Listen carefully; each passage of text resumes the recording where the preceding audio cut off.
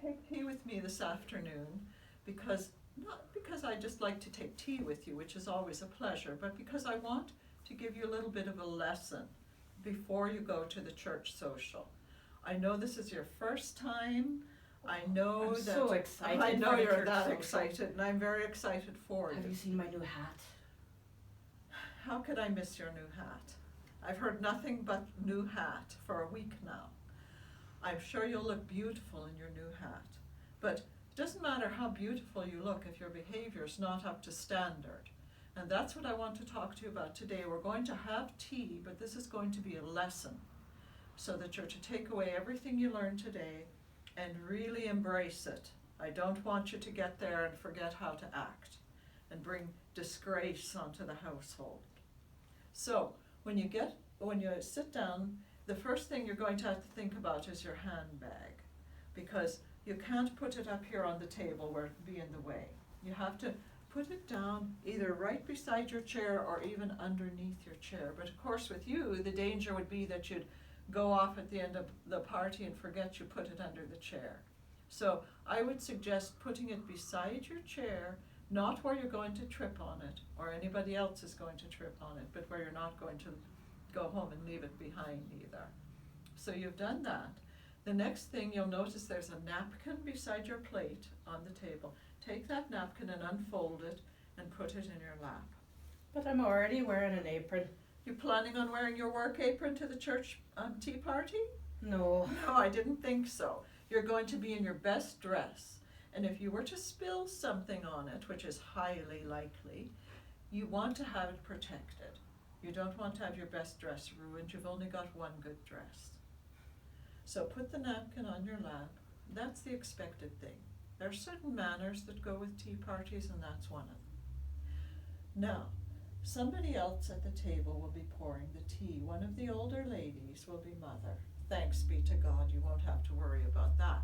But pass your teacup over where I can reach it, and you'll have some tea poured into that. Oh, thank you. You're most welcome. Very nice. Put it down carefully. What a sugar. Excuse me, you cover that sugar bowl. That's just the kind of thing we don't want to see happening. If you want to have sugar, you say in a very polite way, would you please pass me the sugar? Would you please pass me the sugar? Yes, and then somebody will remove the lid and hold it over close to you where you can get it and reach what you need. Oh, what a lovely sugar bowl. Oh, Annie, how much sugar are you going to put in that tea? You really only need 2 sugar cubes at most. You'd not 4 or 5. But they got plenty. They've got plenty, but that looks greedy. You don't want to look greedy. Please, just take 2 sugar cubes. That'll be plenty sweet enough for you. Now, there you are. You've got your tea, you've got your sugar. Now go ahead. Treats. Yes, now treats. Oh, look at these lovely Annie, jars. Annie. One of each thing only. You don't need to behave like a glutton. Just take 1 tart and 1 strawberry. Now put one of those strawberries back. I know it looks bountiful, all those strawberries there, but that's not there only for you. You just don't want to get a reputation of being too greedy or hungry. You don't want people to think that Mrs. Copp doesn't let us have sugar in the kitchen, do you? No. Or that we don't have enough to eat? No, she treats us very well. She does, so let's make sure that we reflect that when we go out. You don't want to get a reputation like, well, think of Mrs. Smedley, you know the one I mean. She's got a reputation when she hears that there's free food on offer, she's just like a rat up a drain pipe in there to get it. Eats all she can and then even wraps something up to put in her handbag to take home for later. And you know how people talk about her like that. So let's not have anything like that. So you've got 2 nice treats there. Now before you start eating, you've got to think there's going to be some conversation. You've got to be able to make polite conversation with the other ladies. So for someone like you who's maybe a little awkward in a social situation, you might want to think ahead of time what you're going to talk about. So let's get some practice on that. What can you think of anything at all that somebody else might want to hear about? Mary Ann from Latham Street. No, that tart. Yes, I know the one you mean. Well, when I went to the butcher shop the other day, I saw Mary Ann. Yeah. And I saw her get into a car with a man. An automobile? With what man? Who knows? But they Oh. just hopped in that motor car Oh. and drove off God knows where. Let's stop there. I'd like to hear all the details of that later. And believe me, I will. But not during this tea lesson. Let's talk about that another time. That's what you would call gossip.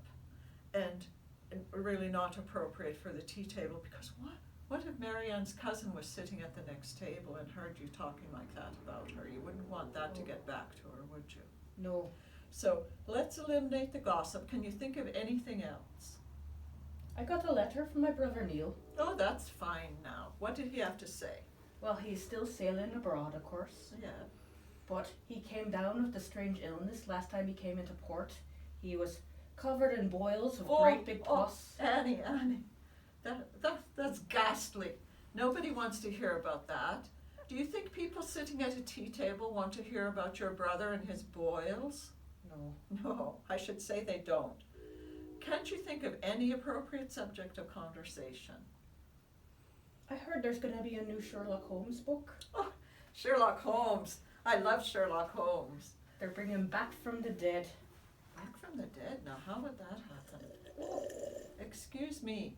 When you take a sip of your tea, no slurping. You should drink silently. Now try that again. Hold it by the handle, one hand. Take it slowly up to your mouth and drink silently. No slurping. Now, when you put it down, no clattering it down into the saucer. You don't want somebody to worry that you're going to break their cup. Very nice. Back from the dead now, how on earth? Oh no, I don't know how to bring them. Oh, stop right there. When I'm talking and you're about to answer me, don't take a bite of food right before that, because then you're speaking with your mouth full. And that's very unappetizing for the person sitting across the table to be looking at that, believe me. Swallow that strawberry. Sip that tea silently. Cup back gently, very nicely done, very nicely done. All right, I think you've got it. One last thing. When you prepare to leave the tea table, how are you going to do that? How are you going to conduct yourself before you get up? I'll say thank you, Oh, that's nice. And then what? and then I'll get up. Yes, but what about your napkin? What are you going to do with your napkin? I'll give it back. Yes, you won't. You'll give it back. But what I'm trying to get at, you know how you have the terrible habit at home when you're done with something, you just shake the crumbs around the floor like that? Well, I pick up the crumbs on the floor here. Yes, but you're not going to be cleaning the church floor, are you? No. So you don't want to make extra work for anyone else. So when you're done, you take your napkin, you fold it up nicely, and you lay it on your plate or beside your plate. And that indicates that you're all done. You're all done. You're ready to get up. But before you do, two things. First, I want you to make a promise. You're not going to fall in love with the first young man you see there and get ideas about running off to get married like Bridget did, leaving me in the lurch. Oh, you never know, though. One of those ladies, maybe she has a godson who's handsome and rich and has a motor car. Well, that would be the day. I'd be very surprised to hear it, but if such a thing should happen, you just admire him from a distance and get back on home here safe and sound.